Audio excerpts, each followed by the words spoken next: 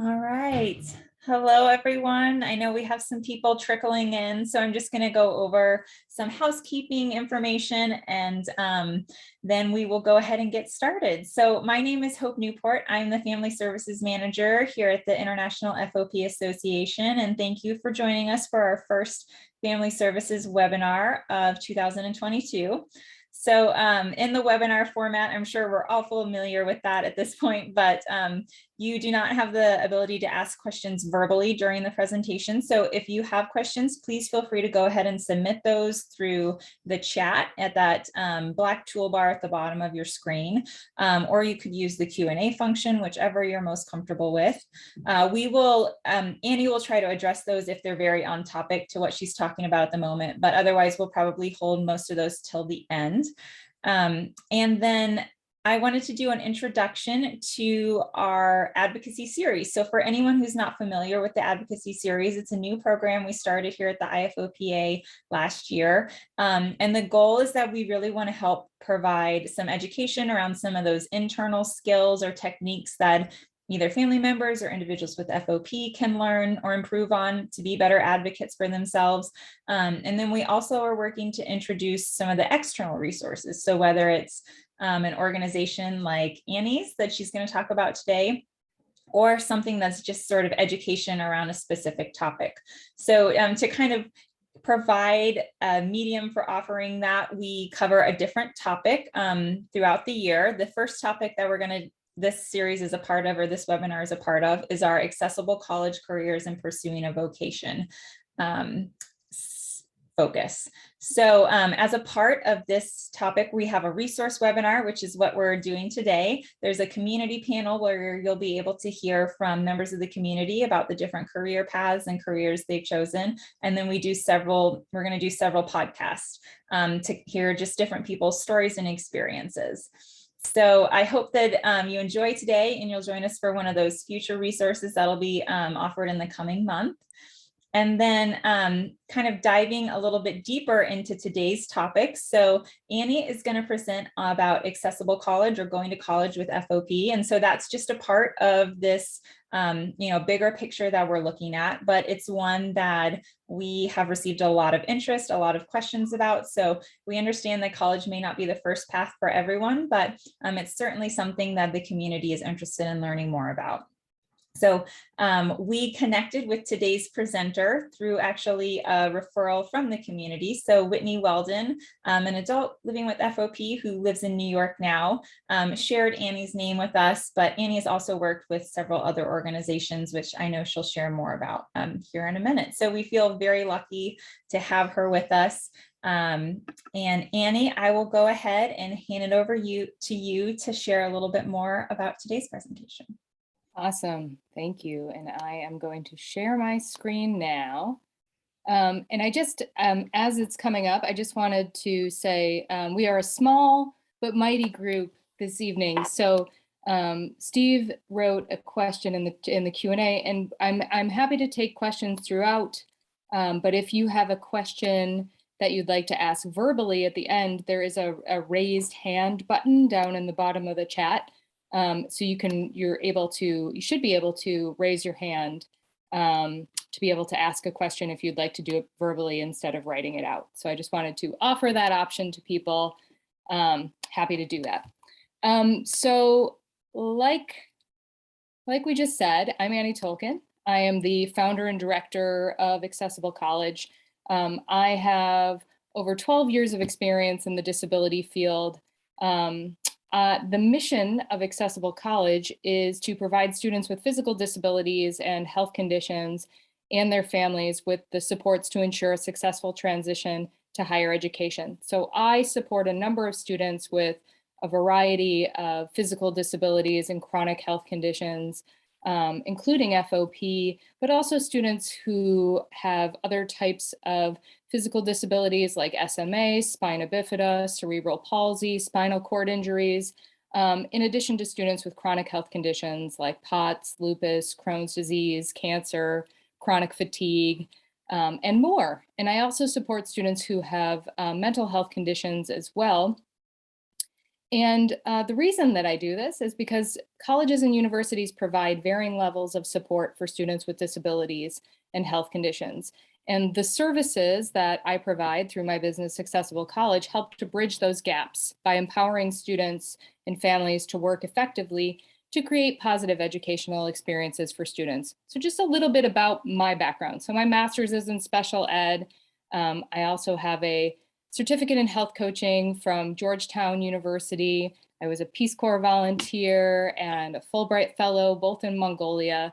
And perhaps the experience that contributes most significantly to this work was my nearly 6 years as the Associate Director of the Disability Support Office at Georgetown University, which is the Disability Support Office there. It's called the Academic Resource Center. There I supported undergraduate, graduate, and medical school students with disabilities and chronic physical disabilities and chronic health conditions. And I also provided academic support for the entire student population at Georgetown. And it was that work at Georgetown that really brought me to this business, because many of the students I worked with at Georgetown really weren't aware of the types of accommodations that they could request in college or what the process was for requesting accommodations. And nobody had really guided them through thinking through, how their disability or their condition might impact them in their daily lives on a college campus. No one had thought through or helped them and assisted them in thinking through the sorts of plans they would need to make to continue their care. And so many of the students I worked with at Georgetown were really unprepared or underprepared to take on some of these responsibilities as a part of their journey towards adulthood. And so I use my experience as a former university administrator to inform my process when I'm working with students and families, so that they can be better positioned to advocate for their needs once they start going on college tours and navigating this college search process. And I also just want to take a minute to acknowledge the diversity in the needs and the types of accommodations or supports that students with FOP might need. I understand that probably everyone here, if you have FOP, you might be at varying points in your journey with FOP. And in your needs, they might vary significantly from person to person, case by case. So today I'm going to give kind of a general overview of the types of considerations or things that you might want to think about. And I'm also using the term disability when I talk about physical disabilities. And I'm using that term because that's the language of the Americans with Disabilities Act, which governs the accommodation process in the college setting. So I wanted to start out by contextualizing this conversation. And again, if people have questions, you can put them in the chat, or you can throw them in while I'm talking, that's fine, or you can do the hand raise and I'll take your questions at the end. But here are the facts. To contextualize this conversation, it's important to understand that federal data tells us that approximately 19% of undergraduate college students report having a disability. And that number includes learning disabilities, ADD, mobility impairments, mental health and psychiatric conditions, and chronic health conditions as well. So this is the number of students that have gone through the accommodations process and requested accommodations at the university level. You have to imagine that there's another portion of students who either have not requested accommodations because they didn't know that they could or that their condition might warrant accommodations, or they've decided not to because of stigma or other reasons where they thought they wouldn't need accommodations in the college setting.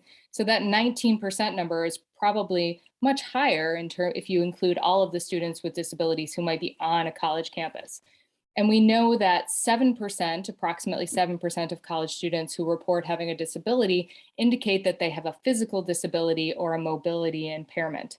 The data is a little wonky in this regard because universities themselves don't always categorize data in the same ways. Sometimes students with hearing impairments or sensory impairments like blindness and visual impairments might be included in the physical disability data. So it's a little tricky to identify exactly how many students with physical disabilities are on college campuses these days, but these numbers give us some general idea, and this comes from federal data.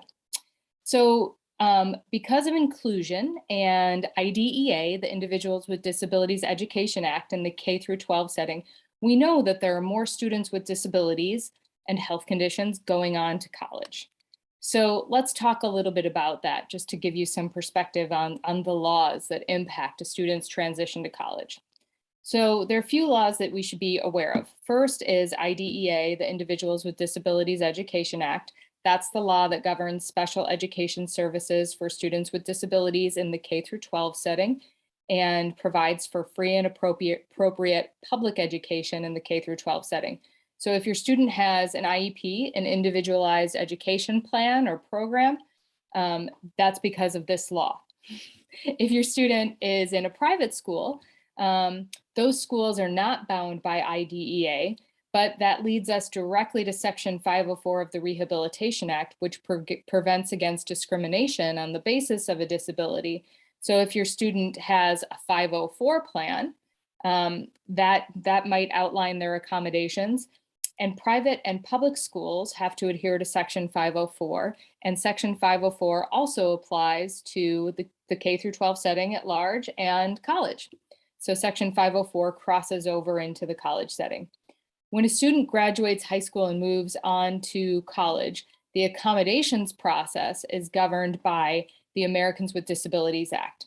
And the ADA provides for reasonable accommodations, and I'm putting reasonable accommodations in air quotes because what is reasonable is kind of contextually based and can vary based on school and setting.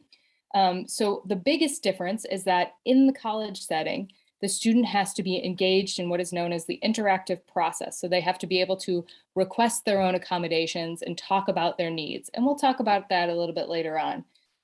In high school, the parents are typically the ones who are driving the conversations, connecting with teachers and administrators, maybe advocating on behalf of their student. But once the student gets to college, the assumption is that the student will be prepared to request their own accommodations and be able to do that process independently. So this type of preparation requires time and a very intentional approach, which leads us to the Family Educational Rights and Privacy Act, FERPA.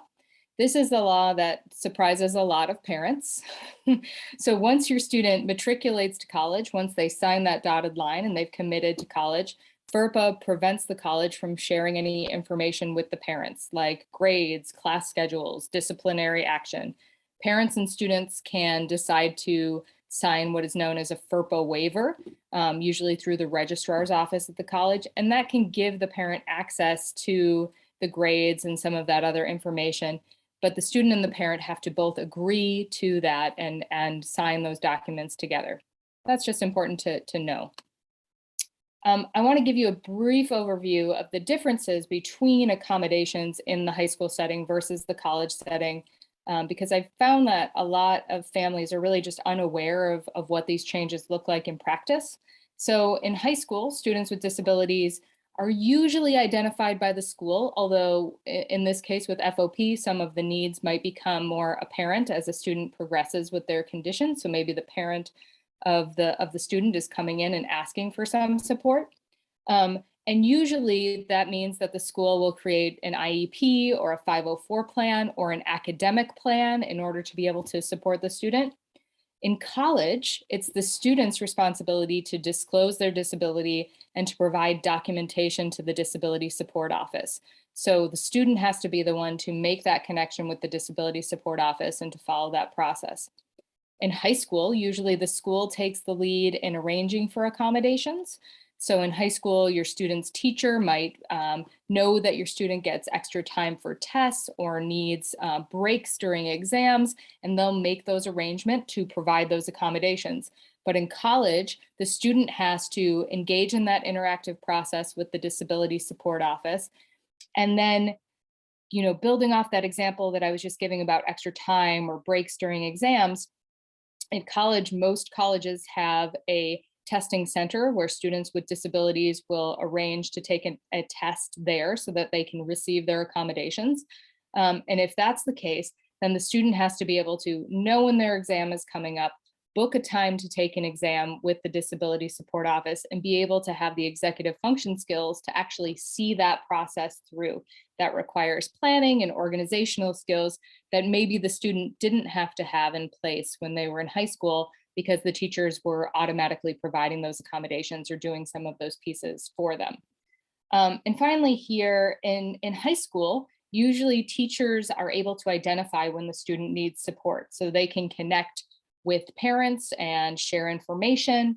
But in college, the student has to be proactive in seeking out support. So that might mean the student is going to office hours and meeting with their professors or hiring tutors or taking advantage of whatever services that college might offer, like a writing center or a counseling center. And this is a big shift for a lot of students because the students really have to be able to identify when something is not working, when they might need support. And this is where a lot of students experience challenges. And this is why it's really important to start working with students early so that they can begin to develop these self-advocacy skills and this sort of awareness so that they can have greater success in college and know how to request things that they need and talk about what their needs are. And the transition services in high schools can really vary by high school to high school, school district to school district. So if your student has an IEP in their high school, which means they might receive some accommodations and some services as well, transition is supposed to be part of that IEP process. But if the student has a 504 plan, they don't receive any transition planning services. So for students with health conditions and students with physical disabilities who don't receive any services, some of this falls outside the typical scope of what a high school counselor or what an IEP team is really familiar with. And they may not have managed anyone who has gone on to college as a wheelchair user or gone on to college with kind of different types of physical needs. And so that's why a more kind of specialized approach is really needed to make sure that students are thinking through these things and what their needs are going to be more holistically. Just briefly, I want to talk about the types of documentation that a student needs, because I mentioned that students will need documentation to request accommodations in college. And this is just a general overview of the different types of documentation that might be appropriate for the college. But one of the best things that students can do is kind of prepare that documentation ahead of time. So starting to have these things on a Google Drive or in an old school binder or on a flash drive if you still use those. That can be a really helpful way to just start kind of getting things in order. So for most students, you always want to check with the Disability Support Office, usually on the Disability Support Office website for the school that you're interested in. They'll have documentation guidelines, which is a great way to start to see what sorts of documentation is this school looking for. And it's important for families to know that documentation guidelines can really vary from school to school because colleges can create their own set of documentation guidelines. Generally, they're similar, but there might be some little nuances. So for learning disabilities, ADD, ADHD, which some of your students might have comorbid or co-occurring conditions, they'll likely need to provide a neuropsychological evaluation that's been completed in the last 3 to 5 years. And that varies from college to college. So you really want to look at the Disability Support Office website and check and see. If your student has a co-occurring mental health condition, the school might require a psychological evaluation or a letter from their mental health provider that outlines what the condition and diagnosis is and what types of accommodations the student should receive. And if the student has a chronic health condition or a physical disability, like FOP, they would need to get a letter from their healthcare provider that documents what the condition is, what their functional limitations are, so how that condition impacts them in day-to-day living, and then thinking about the accommodations that would work for the college setting. And this is where a lot of healthcare providers kind of get tripped up because the language of IDEA in the K through 12 setting is different from what the student might need in the college setting where they're living a more independent life. So they need to think about maybe residence hall living, transportation on campus, The flexibility of college classrooms, the fact that the student is not going to be in the same classroom all day or in a couple classrooms like they might be in the K through 12 setting. So there are some different types of accommodations that families might want to consider and work with their doctors to make sure that the doctor's putting that information down in the documentation to make it easier for the student to get those accommodations.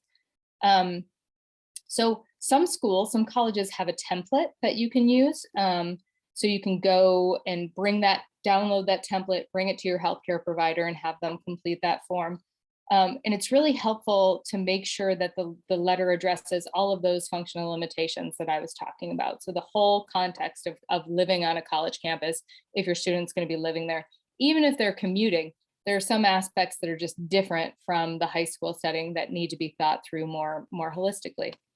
So supplementary documentation, and this is a little bit different. So there are types of documentation that provide history and information, but alone, these are not typically accepted as documentation of a disability in the college setting. And again, like the caveat here is that some colleges will accept an IEP as documentation of a disability. So you absolutely want to connect with the Disability Support Office and see what their requirements are. Most colleges will not accept an IEP as primary documentation of a disability. So the IEP is always a good thing to submit along with your documentation, a supplementary documentation, because it provides a history of accommodations that lets the people in the Disability Support Office kind of understand what things the student had in the high school setting. 504 plan also provides that history of accommodation so that the person can see on the other side of the desk, what was this student receiving in high school and how might that translate to college? Some students might have a letter from their high school that outlines their accommodations. That can be helpful too. There might be a letter from ACT or SAT accommodations. And those are just good things to submit alongside of your primary documentation. So that letter from the healthcare provider. So these aren't typically accepted, the IEP, the 504 plan, the SAT, ACT letter as primary documentation, but they're just good to have as supplementary documentation for your student. I want to talk about too what like the support structure looks like in college. So all colleges that receive federal funding, which are most of the colleges in the United States, are required to provide reasonable accommodations under the ADA. So while accommodations like extra time or preferential seating or a note taker are relatively common, the way in which the accommodation is administered can really vary from college to college. So each college has that disability support office, or they have a point person who's designated to work with students with disabilities, to evaluate documentation and to assist in providing accommodations. So that's important to know that those are the point people for the accommodations process in the college setting. It's also important to know that most colleges offer some educational support to all of the students. Doesn't matter if they have a disability or not. Those might be things like the writing center, tutoring services for specific subject areas. So that's really important to know that most colleges have that. Some colleges also offer academic support services where students can meet with a professional like a learning specialist or an academic coach, or they have workshops for students on like study skills, time management, college reading strategies, test prep, and things like that. So some colleges have that level of skill building that they offer to all students. Some other colleges also offer students to support students with learning disabilities, ADD, and other types of disabilities. So for students with FOP that might also have a learning disability or a co-occurring condition like a learning disability or ADD, they might benefit from a program that offers academic support and coaching and more frequent check-ins. And sometimes they also offer independent living skills or social skills support. So it's important for families to know and understand that there are kind of different levels of support when you're going on this college journey, just to get a general understanding of what might be out there. If you're looking for a more intensive learning disability program, those are usually fee-based and application-based. And they're offered only at specific colleges. And I'm happy to be a point person to direct you to some resources around that too, if that's something you're interested in learning more about. I wanted to talk about college accommodations and the types of things that students should be considering. So colleges are required to provide the accommodations for all areas of campus life: academics, housing, transportation, dining. Some of these accommodations might be similar to what the student had in high school, but sometimes the accommodations that a college provides are different from what a student receives in high school. And an example might be a one-on-one aide. So if your student has a one-on-one aide who's supporting them in the high school setting, helping them get to class, taking books out, helping them get lunch, that is not something that's provided in the college setting. A student who needs a one-on-one aide would have to hire a personal care attendant to support them in the college setting. So that's a little bit different from what's offered in high school. And it's important that we're thinking about students' needs holistically so that they're getting the supports that they need. And we can talk a little bit about personal care attendants and what that can look like in the college setting too, as we go on here. I want to tell you a little bit about just some of the accommodation considerations for students with physical disabilities, because this is a topic that's not discussed a lot, and I talk about it all the time. But it's really important to be thinking about things more globally. So here I broke things down into academic, residential, recreation, and dining accommodations, as well as transportation. So the types of academic accommodations that some students with FOP might want to consider, are things that might be more typical, like extra time for exams. And that might be because they need to take a break during the exam or because they're using a speech to text software. So there might be some different reasons why someone might need extra time. The other consideration that I have here is priority registration. Part of the reason I have that and what that is, I'll start with what that is. So priority registration, that accommodation allows students to register for classes before their peers get to register for classes. And that can allow students who might need more time to get ready in the morning, to connect with their personal care attendant, to take medicine, to do the things that they need to do so that they can choose a schedule that's going to work best for them. For other students, it might be considering whatever their, toileting routines or bowel routines or personal care needs are, and setting their schedule around some of those things so that they can take care of themselves in the way that's most useful to them. Another academic accommodation, this one seems like a no-brainer, but having a laptop in class. Some professors don't allow students to have laptops in class. So the accommodation would be to be allowed to have a computer or laptop in the classroom. And so that might be a consideration. You could also use that laptop as a recording device if a student needed to record a lecture. So there's a lot of utility that might come with using the laptop too.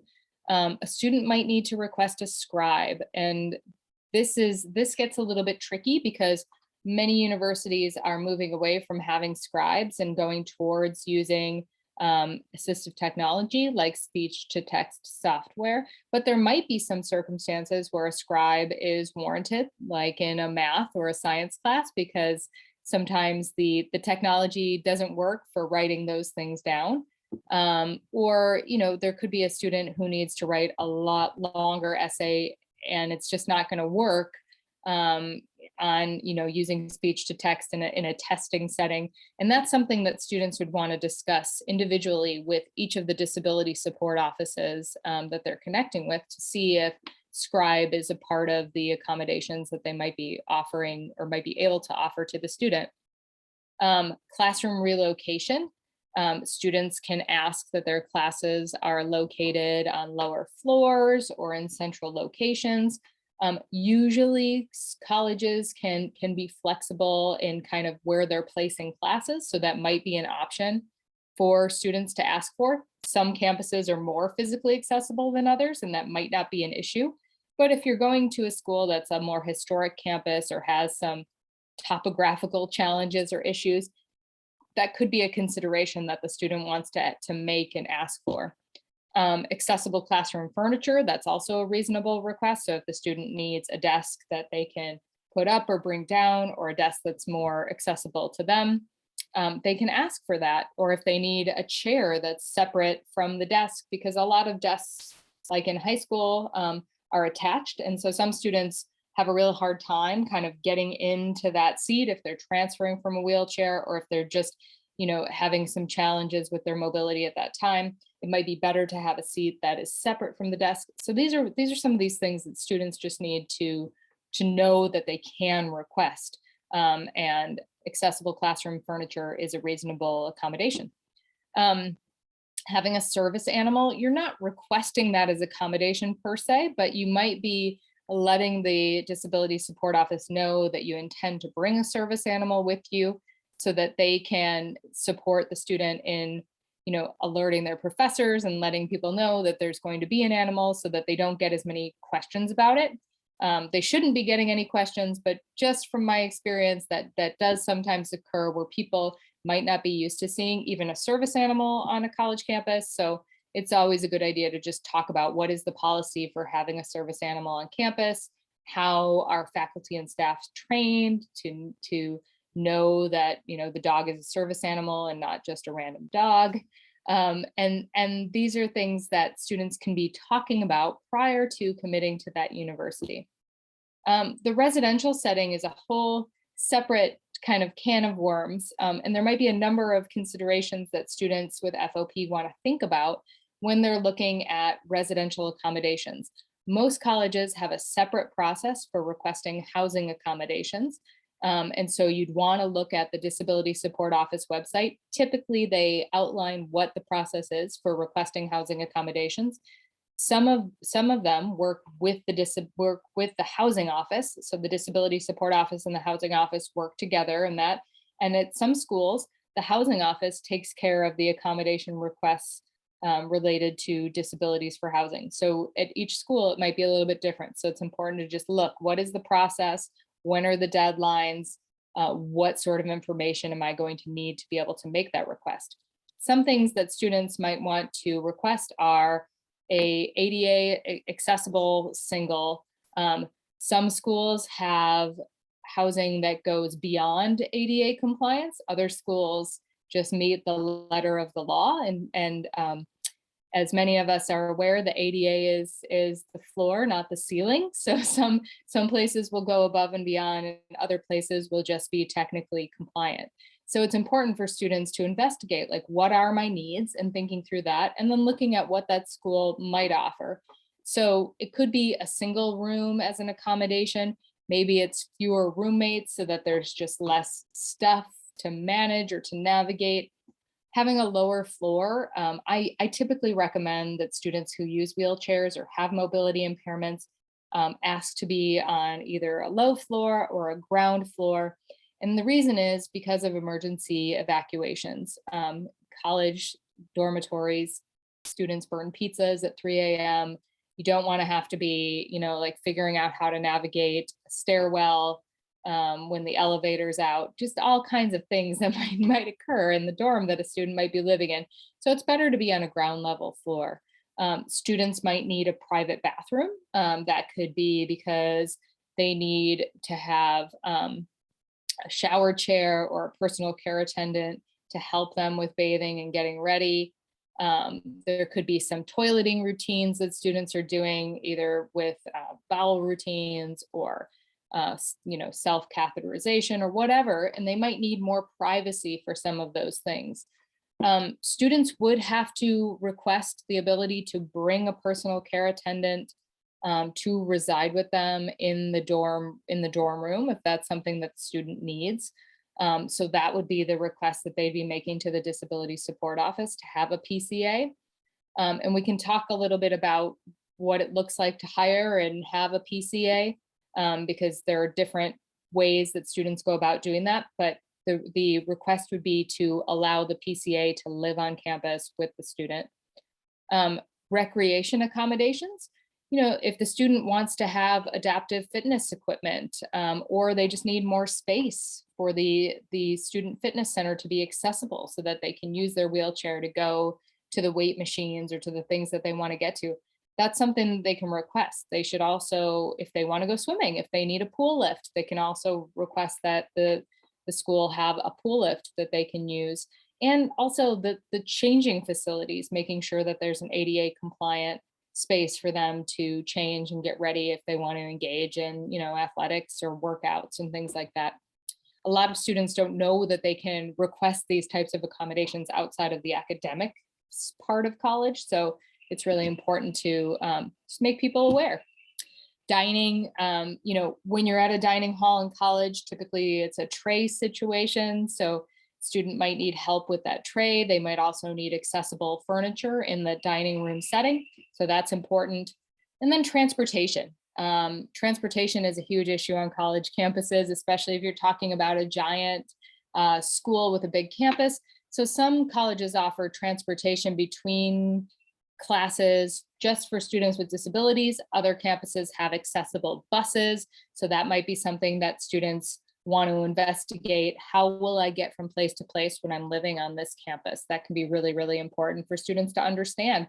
And to also practice those independent living skills, like getting onto a bus independently, so that they know how to do that before they go to that college campus and are trying to use those things. That can be really helpful to start thinking through. I put together some just college considerations, some search considerations, some of the things that a lot of students who have mobility impairments or use wheelchairs like to think about is, one thing is climate, snow and rain and heat. How does the student kind of manage in those different scenarios? And then looking at the topography of a specific campus, is it hilly? Is it historic? Does it have cobblestones or bricks? How does the student navigate, snow and ice and a historic campus? These are things to just sort of put on your radar for considerations for this college search. The other side of this too is the healthcare aspects, right? Does the student need to be near a major medical center? Is that a part of your criteria? Do they need occupational therapy or physical therapy? Is that something that's offered near campus or on campus? Do they need to be near a specialist? It can be really helpful for students once they've kind of honed in on a school to start looking around to see if they need to identify specific healthcare providers and if that's actually in the area, and to start making those connections before August or before September when they go to school, connecting with those doctors as soon as possible after they've committed to that school. But a really key question, and most parents ask this, is, will your insurance cover if your student decides to go out of state? Does your insurance cover out of state providers, or how will you manage and navigate that? And that's something that's really critical for parents and students to think through. The personal care attendant piece is another really important part. Some students need more care, 24/7 care. Other students just need some support throughout the day. And there's a couple different ways that students and families can hire personal care attendants. Some use a private hire, so they hire an individual person. Others go through a home health agency. Some students choose to hire other students. Maybe they find nursing school students or students who are in a physical therapy or occupational therapy program. And there are two schools that have built-in personal care attendant programs. One is the University of Illinois, Champaign-Urbana, and the other is Wright State in Dayton, Ohio. And at those schools, students with physical disabilities can apply to enter into a program where PCA care, where personal care attendants are provided at a fee. So, that might be worth exploring if your student is interested in going to one of those schools to see what those programs look like for that student. The question I get a lot is, how do I fund this? How am I going to pay for a personal care attendant? It might be important to connect with your state's vocational rehabilitation program. Different states have different names for that program, but state voc rehab is just kind of a general term. If you put that in for whatever state you live in and you look at voc rehab, it'll likely come up. You might be using Medicaid or other ways to pay for that. There might be some opportunities with your financial aid. I often coach students through doing disability expense related financial aid appeals.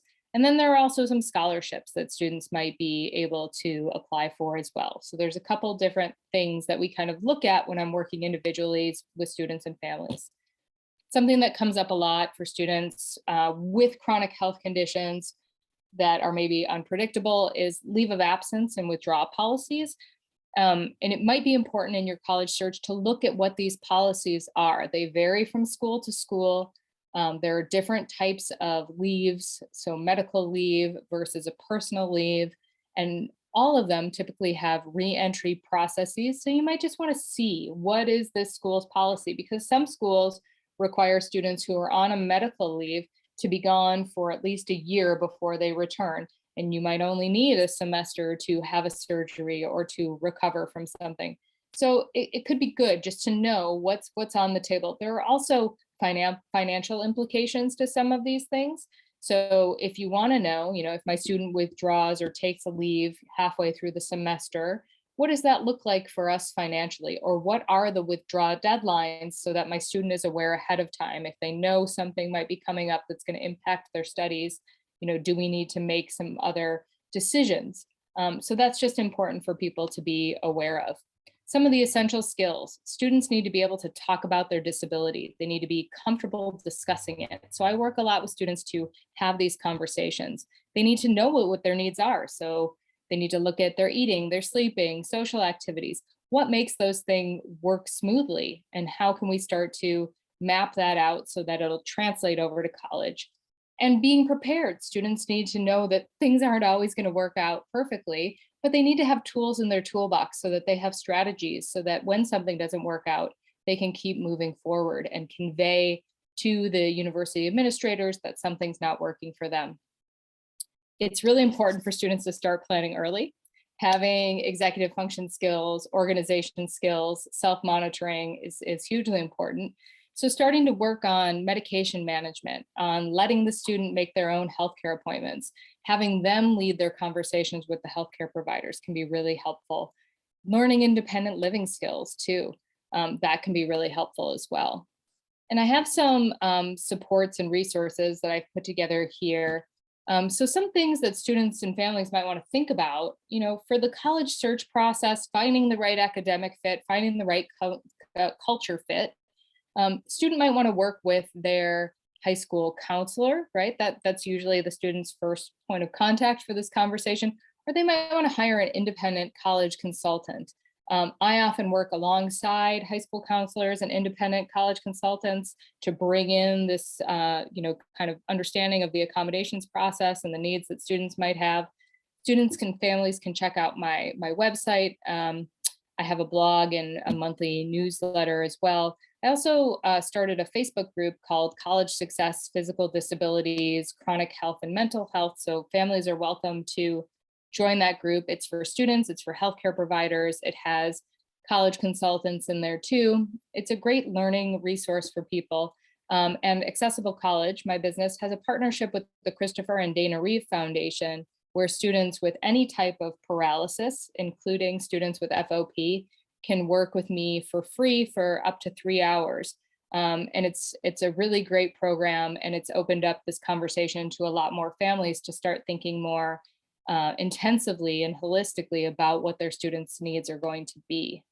And I also wanted to give you guys my contact information, and I wanted to save 10 to 15 minutes for questions at the end. So here we are.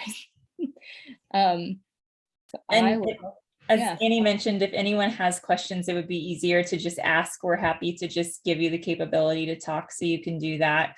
But I haven't seen any come in yet, Annie, I know, because you're so thorough that you've covered everything. But one question that I did want to ask: how common is it to have a disability office at a university? Is that something that families should just kind of anticipate every college has? Or is that something that maybe falls under a different name, or people have to look somewhere else to get those services? No, that's a fantastic question. So important thing to know is that the disability support offices all have different names. So it might be called Student Accessibility Services, it could be called Disability Support Services, or Academic Services. The best way to find that office is to go to the school's website and just put in disability services, and usually it'll pop up in the search engine with the name of that office. Some of those offices are solely disability support office. That's all. That's what they do. They administer accommodations, and some are combined with academic support too. So that is just one difference. So most colleges have a disability support office. Some smaller liberal arts colleges might have a dean who is tasked with the role of administering accommodations for students with disabilities. So it could be a person, but more than likely it's an office with at least 2 people in it. And that's a really good question for students to ask when they're starting to look into these things. Is you can ask the disability support office, how many students are registered with your office? How many students have physical disabilities on campus, or approximately how many students use wheelchairs or use mobility devices? Because students might want to reach out and see if they can connect to some of those current students to hear about their experiences, because that can be a really great way to learn, is this campus accessible? Are people willing to work with students to make sure that their needs are being met? I know there was another one that came in about disability factoring into the admissions process. So can you speak to whether or not one way or the other, it's a benefit or a detriment to list disabilities when you're applying? It's a great question. So you don't have to disclose your disability in the admissions process. So when you're for example, when you're filling out an application, it might never come up unless the student chooses to write about it in their personal statement or their essay, or if the student has had some gaps in their high schooling. Let's say someone had to have a series of surgery or take some time off. You might be explaining what happened during that time, during that gap, in the common application, which is the application that most students use when they're applying to college now. So you might be explaining some of those pieces, but there's no "do you have a disability" checkbox. So it's important for families to understand that too, because some people think, oh, if I've written about my disability in my application, then I will automatically get accommodations. And that's not true. The processes are distinctly separate. So if the student needs to request accommodations, they have to go through the disability support office. The admissions office and the disability support office don't talk to each other. So that's really important for people to know.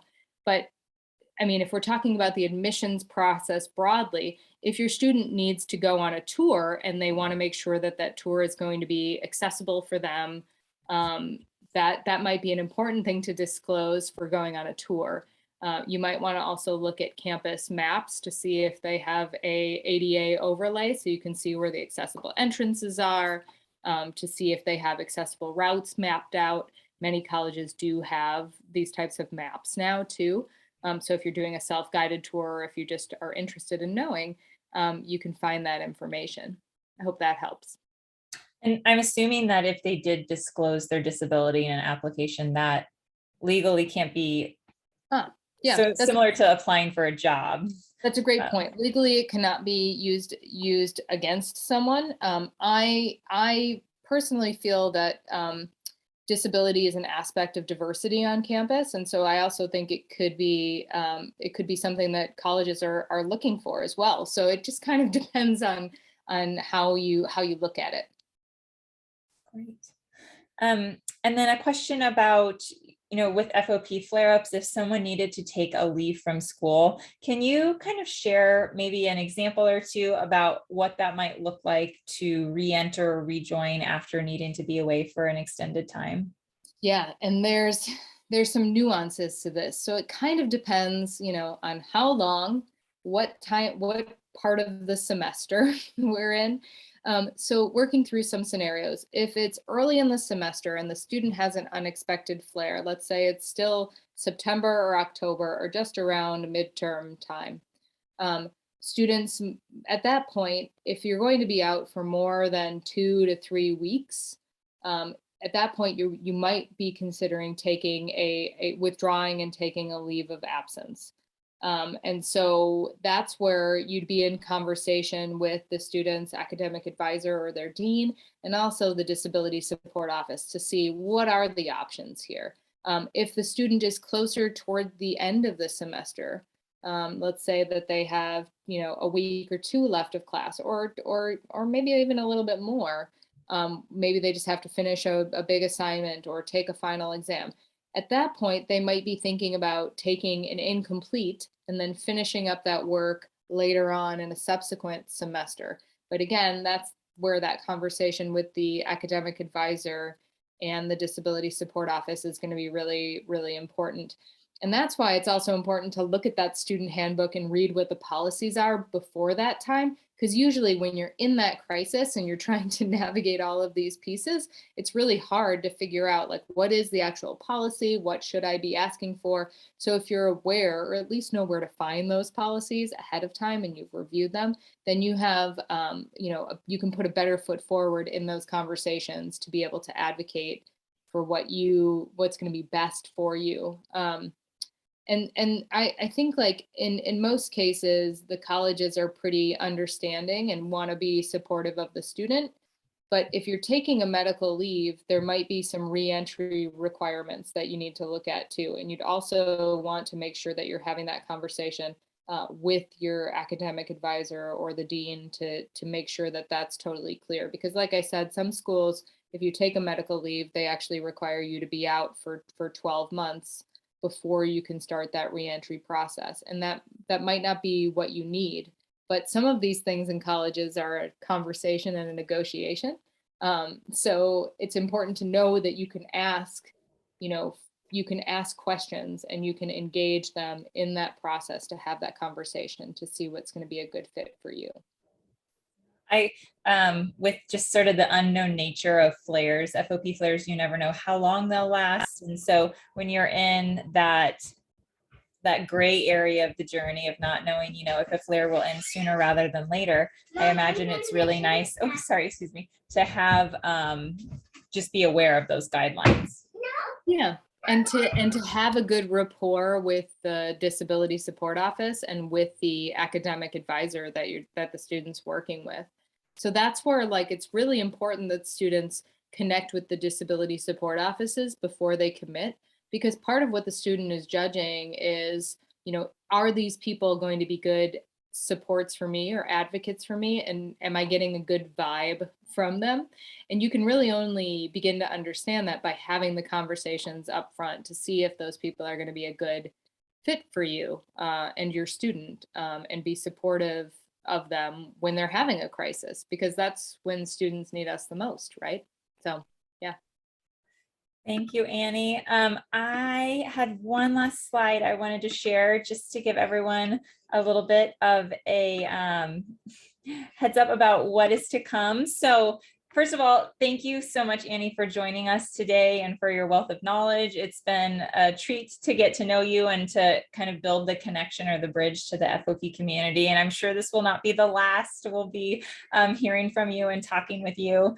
But Annie is just sort of part one or the beginning of the journey in this topic in the advocacy series. So we will have a recording of today's presentation for all of you to be able to access. And I know that Annie had some links in her slides, so we'll be able to share a PDF version to click on those links. And then also in this final slide, I'll be sharing with you a link to an article that was written by a member of the community who kind of went through this college experience. And the article, Sarah Goes to College, really kind of highlights the different steps that Annie's talked about through the lens or the first person experience of Sarah Steele.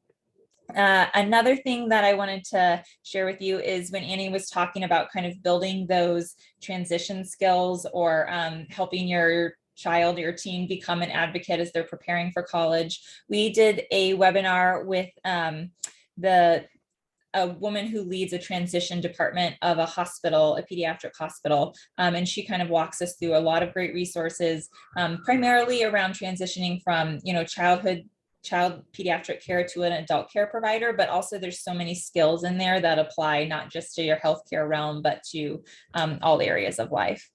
And then I wanted to just do one more plug For the community panel we're going to have, it'll be on April 7th at 12 p.m. And we have 6 members of the community. One, a young man with FOP will be who's in grad school right now. We'll be talking a little more specifically about this FOP and college experience. And he'll be joined by 5 adults who are in the workforce in a variety of roles, from social work to emergency dispatch. So a really great variety of people sharing their experience then. And later next month, towards the end of April, we'll be releasing 2 different podcasts, kind of focusing on 2 different individuals and what their career journey has looked like. So those are just the things to keep an eye out for the future of the advocacy series on topic 1 here. And at the end of each topic, we do release a workbook pages that have sort of links or tidbits of different parts of the resources we've shared. And then also list all of those links to things like the Sarah Goes to College article, the transition webinar. So it's a really comprehensive sort of summary of the topic. So if you're interested in being or partaking in any of these, please keep an eye out for the email I'll be sending to everyone later this week with access to those. So I saw we had a few more things come in. Oh, that was you, Annie, sharing your website. Thank you so much. Okay, well, I think that is it for us tonight, but I wanted to thank our attendees for joining us. And Annie, thank you so much again for being, for sharing your knowledge and